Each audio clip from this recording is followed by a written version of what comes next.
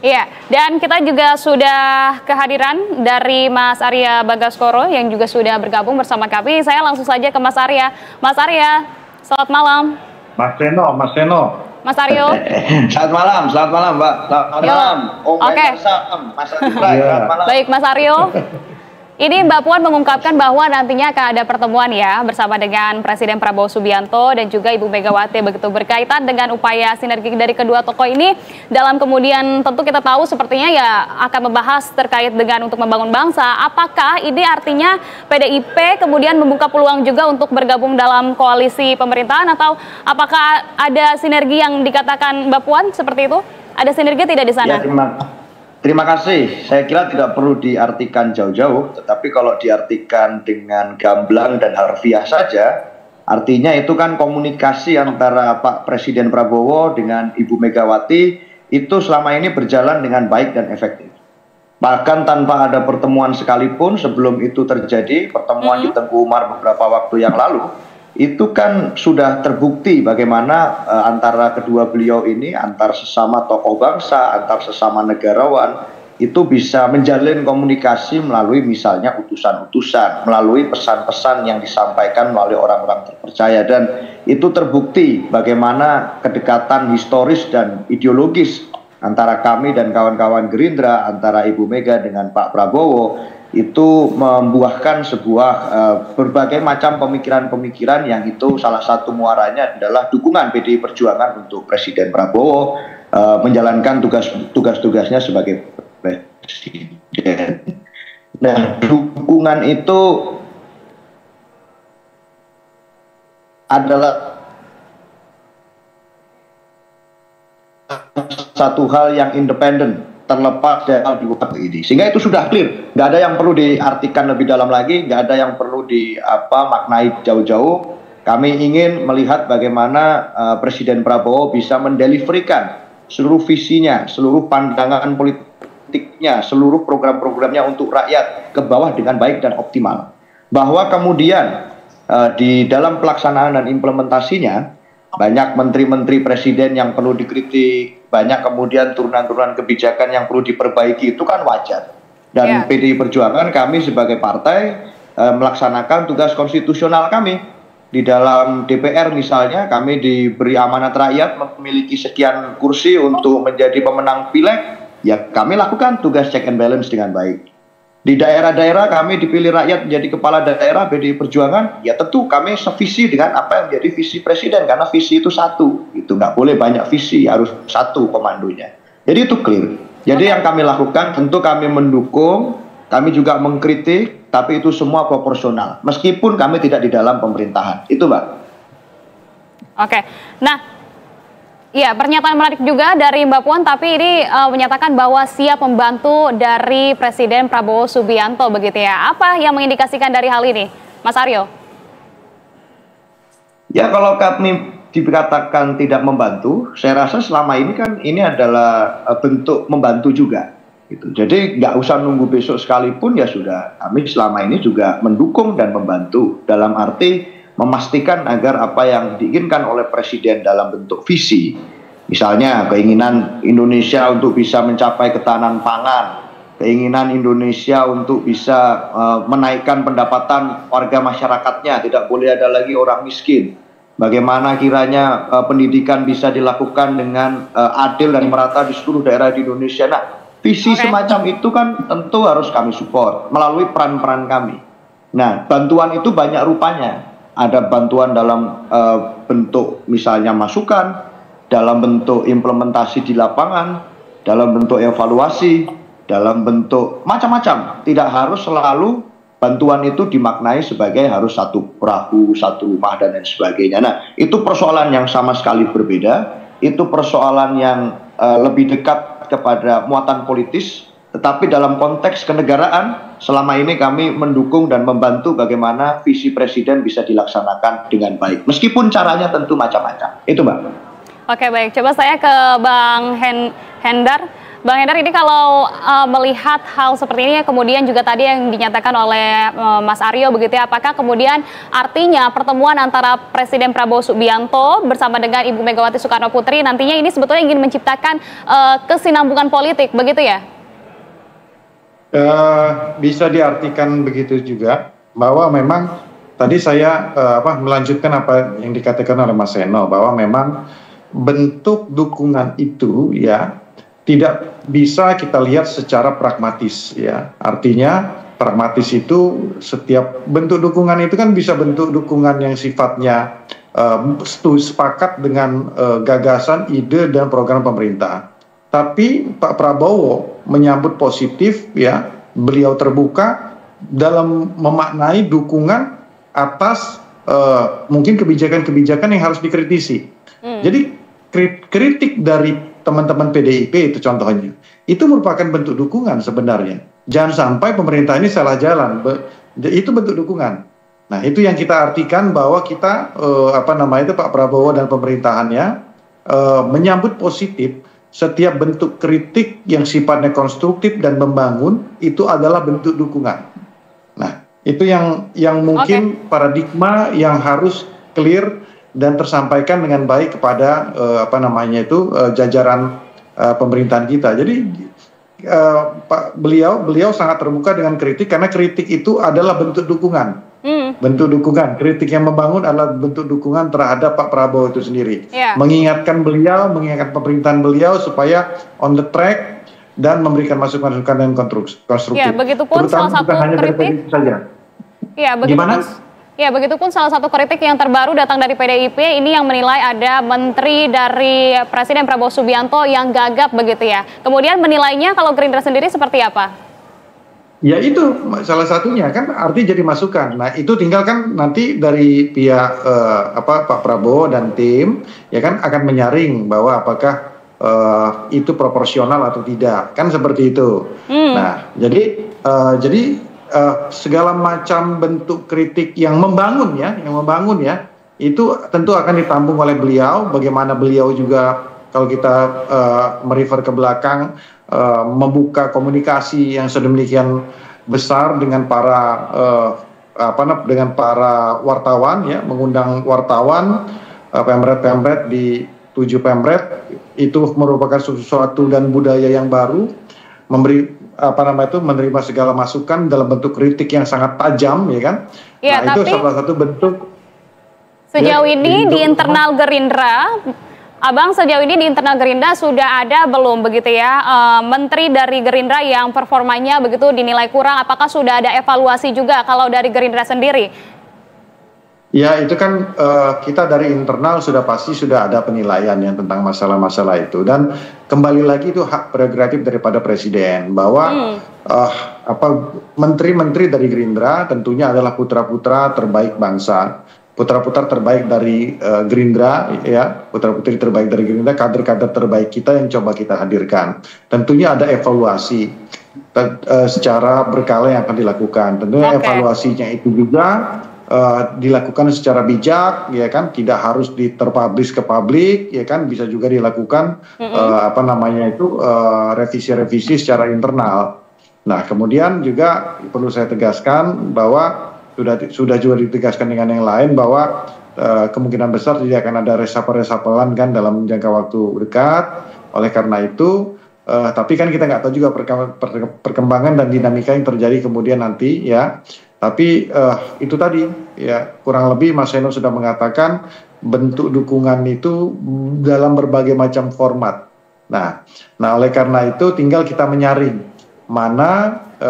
Tapi saya pribadi terus terang saya respect dengan teman-teman, dengan kader-kader PDIP yang tentunya secara ideologi ini kita sangat mungkin hampir bisa dikatakan 11-12 lah, mirip ya. Sangat mirip sekali. Oleh karena itu tentunya gagasan-gagasan dan ide-ide yang konstruktif itu sangat sejalan dengan Pak Prabowo dan Gerindra. Kita sangat nyaman lah dengan itu. Oke, 11-12 saya ingin ke Mas Adi. Mas Adi, ini mendengar pernyataan dari PDIP begitu ya, Bang Said Abdullah sempat menyatakan bahwa ada menteri yang gagap untuk ikutin gaya kepemimpinan dari Presiden Prabowo Subianto. Nah, menurut Mas Adi, ini kritik yang tulus buat perbaikan kabinet atau mungkin ada agenda politik di belakangnya begitu? Ini sebetulnya gagapnya karena gagap apa begitu ya? Gagap karena kinerja kah, gagap teknologi kah, atau gagap apa sebetulnya Mas Adi?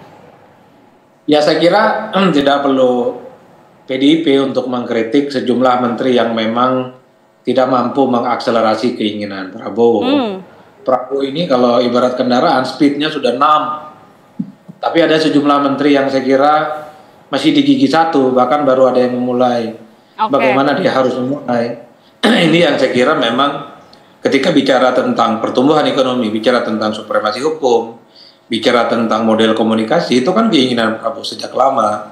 Tapi kan pada level implementasi saya kira para menteri Pak Prabowo itu memang dalam banyak hal ada beberapa yang memang underperform. Saya kira tanggal 20 ini adalah genap Prabowo Subianto itu sudah 6 bulan jadi Presiden Republik Indonesia.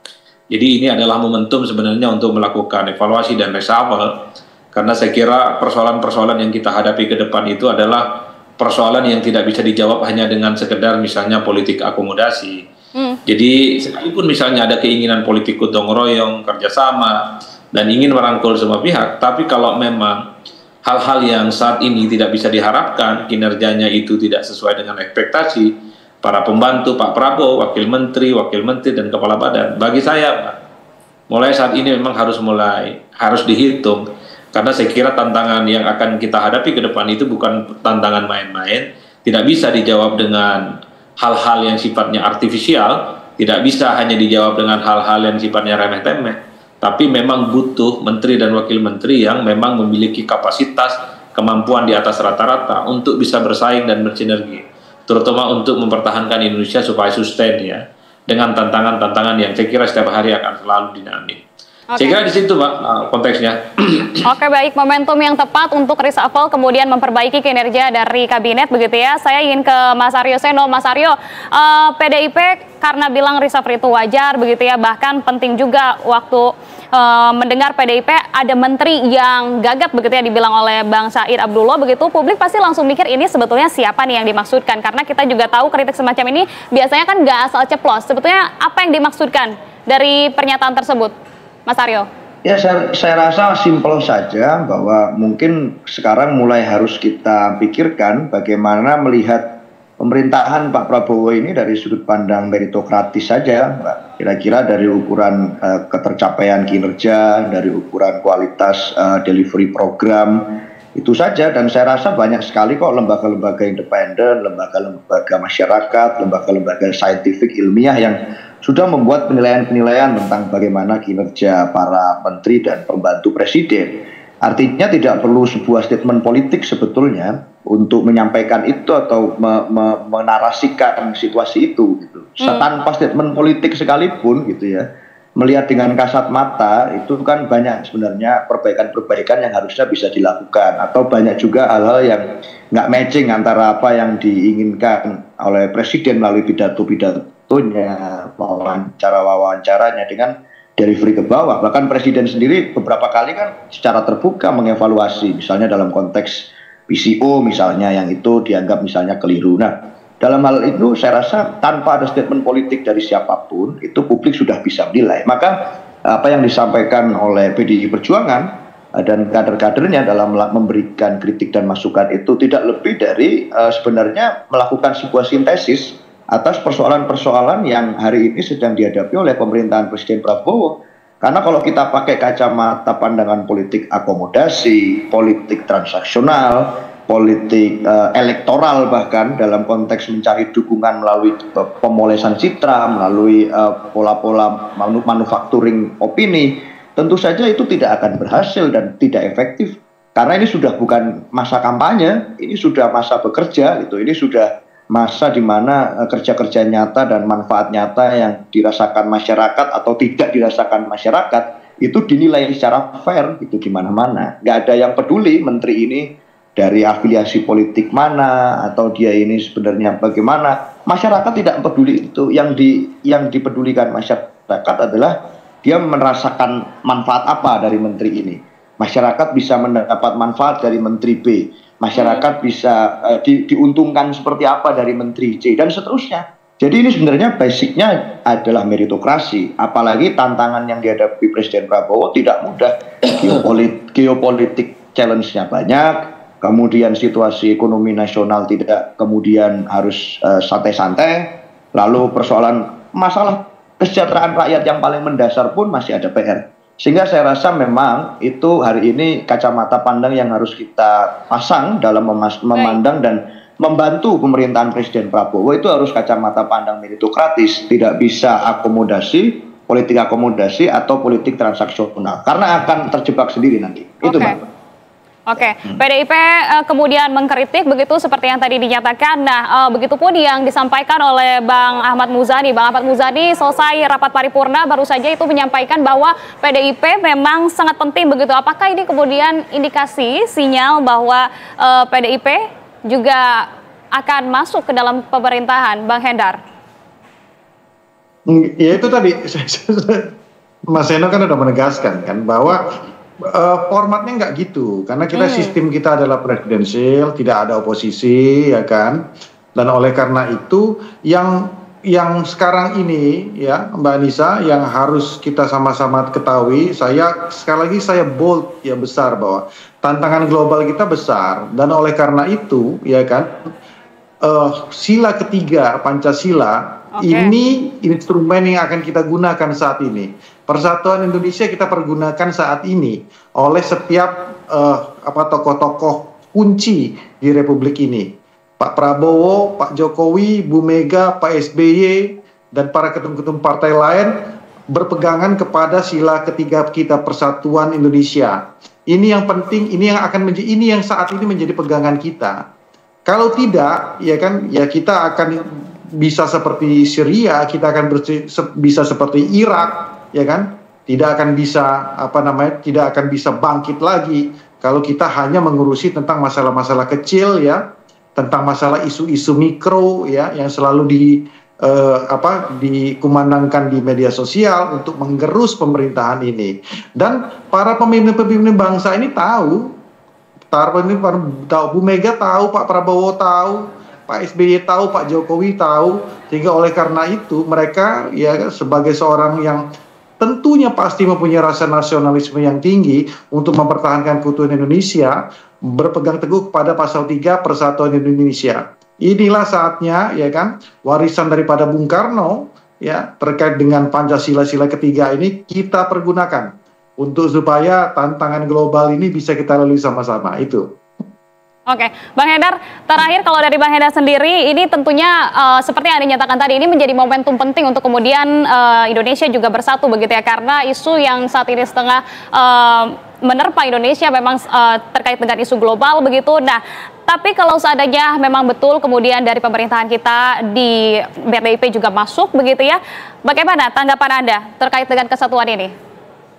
Ya, ini masalahnya formatnya tidak harus di dalam. Tadi kan sudah dijelaskan. Saya juga di beberapa momen sudah jelaskan tidak harus persatuan Indonesia itu ya dalam bentuk hukum ketatanegaraan kita itu dalam berbagai macam posisi ya. Yang penting spiritnya sama bahwa pemerintahan ini harus berjalan selama 5 tahun ke depan. Itu amanat konstitusi, amanat rakyat 58% lebih rakyat Indonesia sudah menjatuhkan pilih ke Pak Prabowo dan Bu Mega dan Mas Anies ya, Mas Ganjar sudah pasti sangat legowo dan menghormati hal tersebut ya kan, dan oleh karena itu saat ini semua harus bahu membahu kan the party is over, kita memasuki era baru untuk sama-sama dengan instrumennya masing-masing, dengan posisinya masing-masing untuk mendukung pemerintahan ini dengan macam-macam skemanya. Seperti yang saya ulang tadi ya kan, kritik itu adalah bentuk daripada dukungan terhadap pemerintahan Pak Prabowo, kritik yang membangun. Nah itu. Oke, baik. Artinya ini ideal begitu ya menurut Anda. Saya ingin ke Mas Aryo Seno. Mas Aryo, kalau nanti memang reshuffle benar terjadi, kemudian Presiden Prabowo Subianto mengajak PDIP masuk ke dalam kabinet, bagaimana dari PDIP menanggapinya? masih terlalu jauh. Saya nggak enak kalau ngerasani sesuatu yang belum terjadi. Apalagi itu sebenarnya kan ini yang kita ulang-ulang udah sampaikan sebetulnya bahwa ya satu visi itu tidak selalu harus satu perahu gitu. Lalu berbeda-beda perahu tidak perlu harus bermusuhan. Itu biasa saja di masyarakat Indonesia. Saya rasa kita mengenal ada namanya perbedaan-perbedaan, ada toleransi di situ, ada kadang-kadang ada pertengkaran, konflik di sana. Tapi poinnya tetap bergotong royong. Sehingga dalam konteks ini hari ini PDI Perjuangan sampai hari ini kita masih konsisten di dalam setidaknya dua hal. Satu, kita mendukung pemerintahan Presiden Prabowo. Sejak beliau dilantik jadi presiden kita sudah sampaikan itu. Lalu yang kedua, kita tetap meskipun kita mendukung Presiden Prabowo, sejauh ini kita tidak di dalam pemerintahan beliau. Dan itu it's fine. Itu tidak masalah, itu tidak menyurutkan bagaimana PDI Perjuangan kami bisa berkontribusi untuk bangsa dan negara. Tantangannya kompleks saya yakin, dan kalau masih kita terkotak pada bagaimana harus bersama atau tidak, bersama lalu kemudian bagaimana berbeda tempat lalu bermusuhan. Rasa-rasanya Pilpres sudah selesai panjang, Pilkada juga sudah selesai panjang. Hari ini tantangannya sudah berbeda, pandangannya sudah berbeda, dan sudah selayaknya kita mulai berpikir tentang bagaimana menyelesaikan problem-problem implementasi di lapangan semata-mata muaranya untuk kesejahteraan rakyat. Toh kita omong-omongan dan komunikasi tetap enak selama ini. Seperti itu, Bapak. Oke, ya tentu. Mas Adi, kesimpulannya bagaimana nih? Sepertinya dari keduanya ini masih malu-malu ya, Mas Adi. Kalau penilaian Mas Adi seperti apa? Ya, nggak ada kesimpulan. Kalau ada kesimpulan, nggak ada diskusi lagi nih. Nah, kalau saya sih kesimpulannya berharap supaya Presiden Republik Indonesia Pak Prabowo Subianto segera mengevaluasi kabinetnya karena sudah genap 6 bulan. Jadi kalau ada menteri, wakil menteri, kepala badan dan seterusnya, kinerjanya tidak bisa diharapkan, tidak sesuai dengan akselerasi, kemudian speed kecepatan kinerjanya tidak sesuai dengan presiden. Ya, ini adalah momen untuk segera melakukan evaluasi karena waktu itu begitu cepat berlalu tanpa terasa sudah 6 bulan dan kita bisa sudah ukur apa yang sebenarnya sudah dilakukan oleh Pak Prabowo Subianto. Karena bagi saya secara prinsip setelah Pilpres usai, setelah semua kekuatan politik itu bersatu, semua partai dan semua fraksi menjadi bagian dari pemerintah, satu-satunya pembuktian yang ditunggu adalah bagaimana persoalan kerakyatan, kemiskinan, pengangguran, akses terhadap pekerjaan itu semakin mudah dihadapi di masa-masa yang akan datang. Saya kira di situ, Mbak, kuncinya. Oke, baik. Momentum terbaik untuk reshuffle untuk kemudian memperbaiki kinerja dari para Menteri Kabinet Indonesia Maju Presiden Prabowo Subianto. Bapak-bapak sekalian, terima kasih banyak Mas Adi, Mas Hendar, dan juga Mas Aryo atas waktu dan juga kesempatannya di Berita Satu Utama. Salam sehat selalu, selamat malam. Makasih, malam. Terima kasih semuanya. Makasih. Pak Hendar Sam, Mas Adi, makasih.